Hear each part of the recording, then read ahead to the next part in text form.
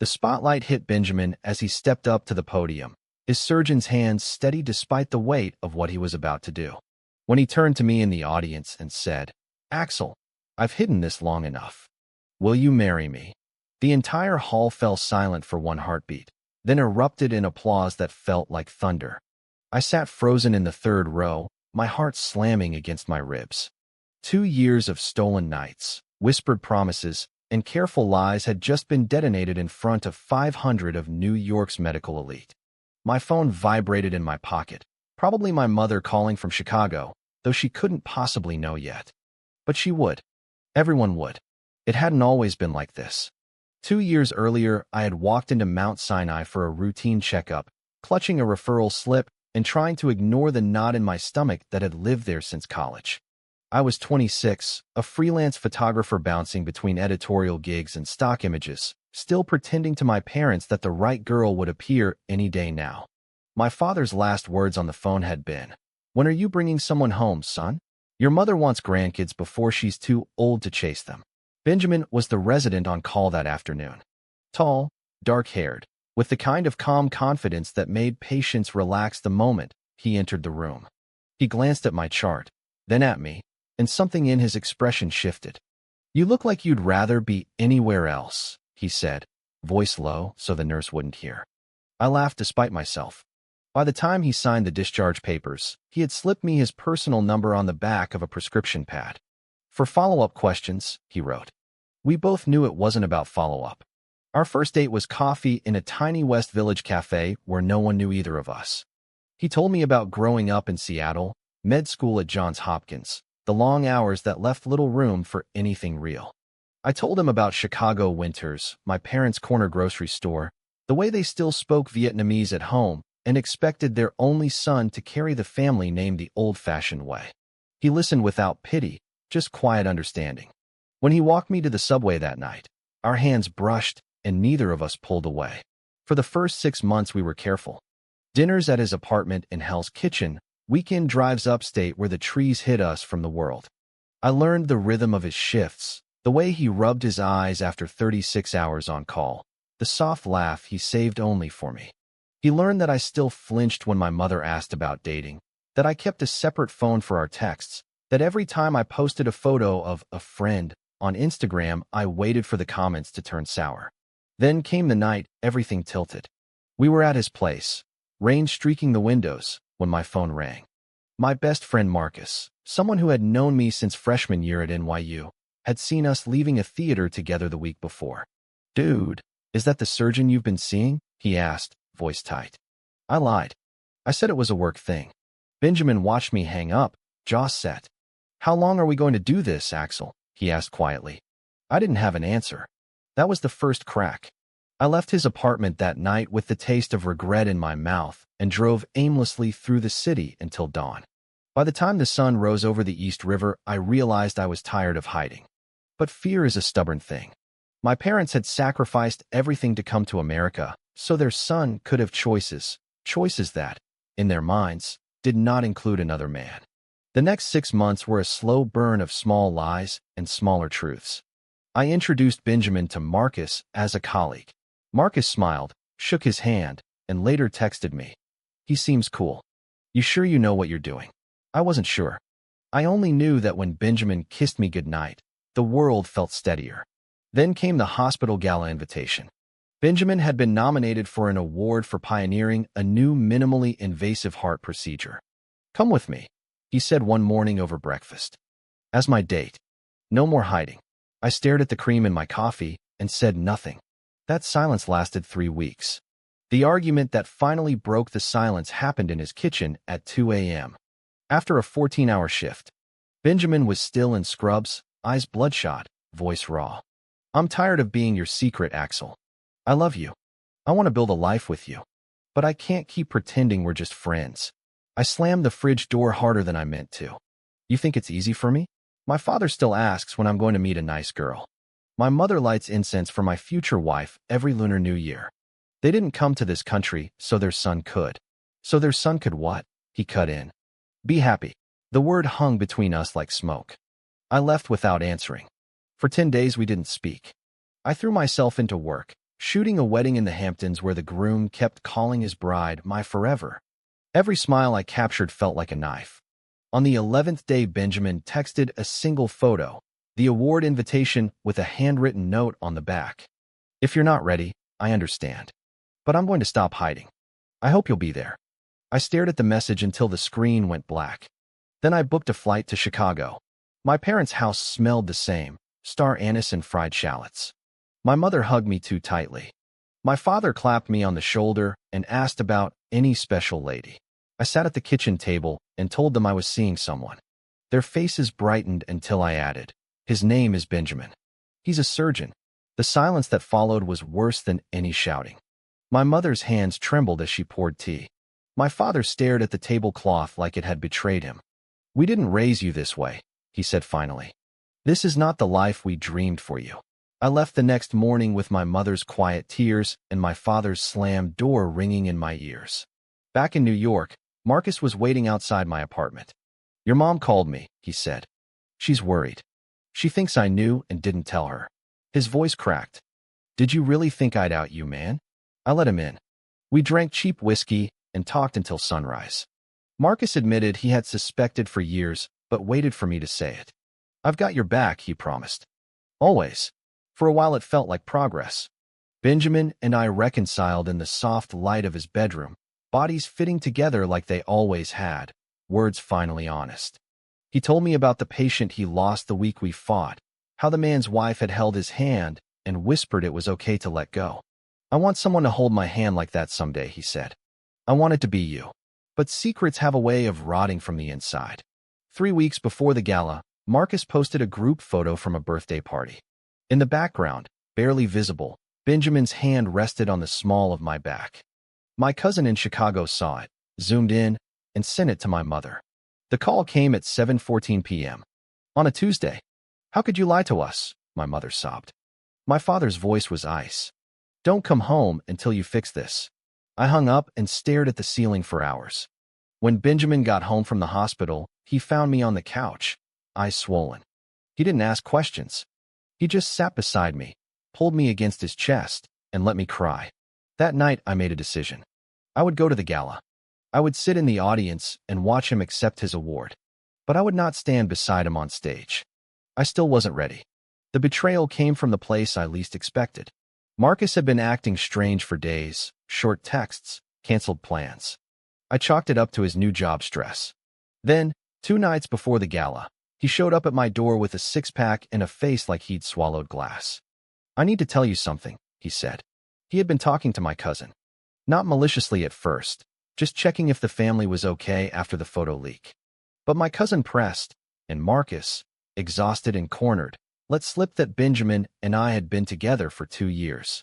"I thought if they heard it from someone who loves you, it would be softer," he whispered. I was wrong. I stared at him, the beer can cold in my hand. "You told them?" "I'm so sorry, Axel." I panicked. The room tilted. All the careful walls I had built, the years of half-truths, crumbled because my best friend thought he was helping. I asked him to leave.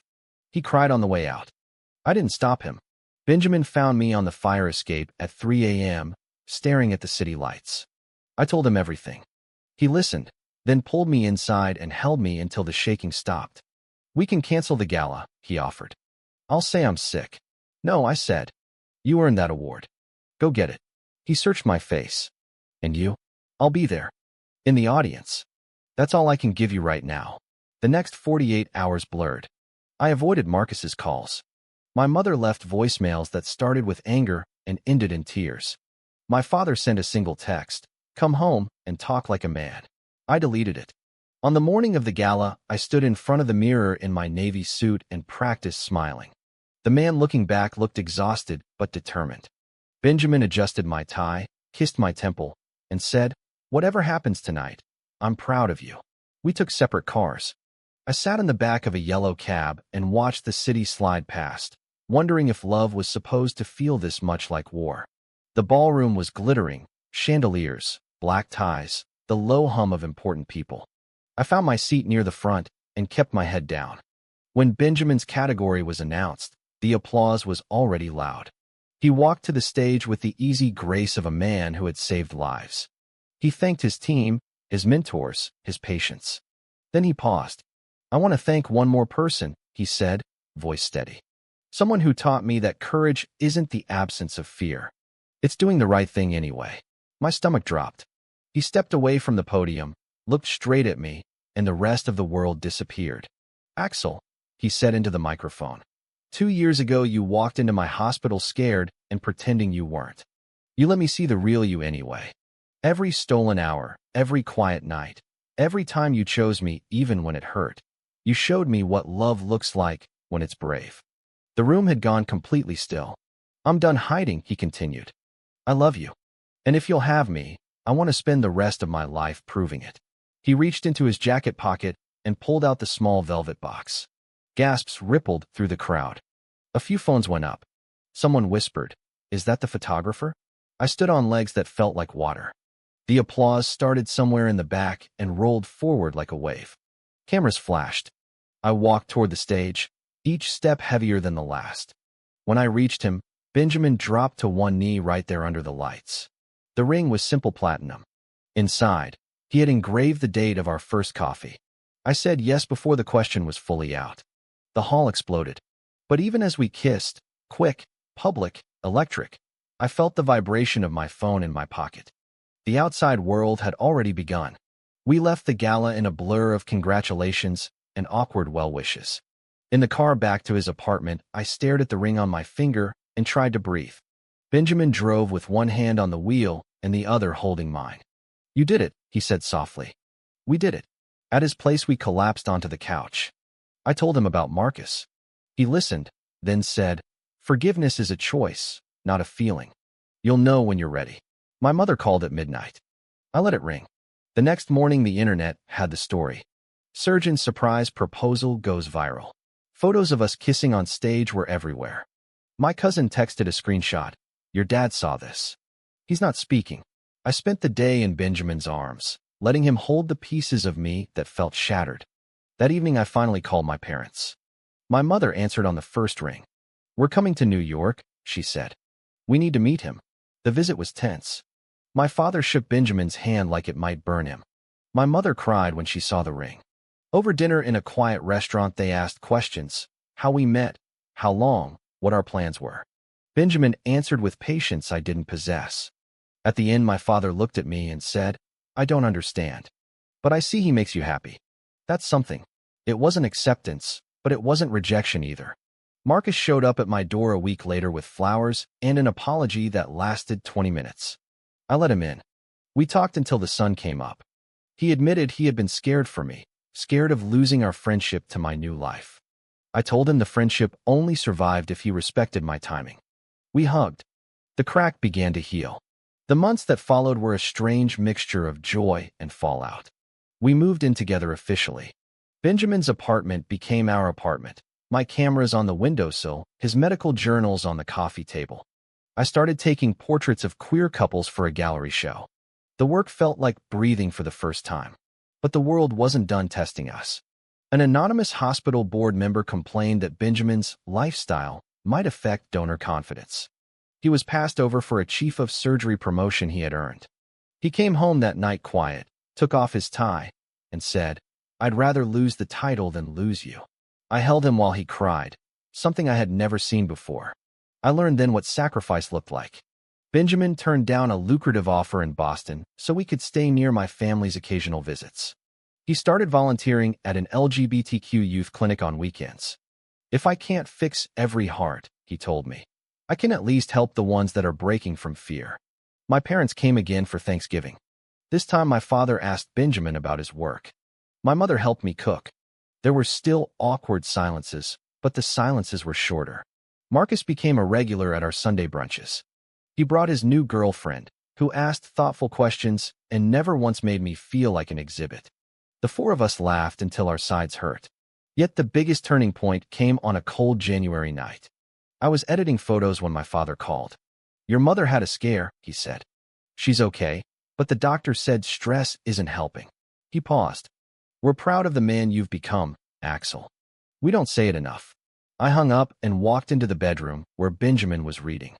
I crawled into his lap and told him what my father said. He kissed my forehead. See? Bravery is contagious. That night, I posted the first photo of us together on my public Instagram. No caption, just the two of us on the Brooklyn Bridge at sunset. The comments flooded in, some cruel, most kind. I read them all and realized I no longer needed everyone's approval. I had my own. 6 months after the proposal, we stood in the same ballroom for another gala.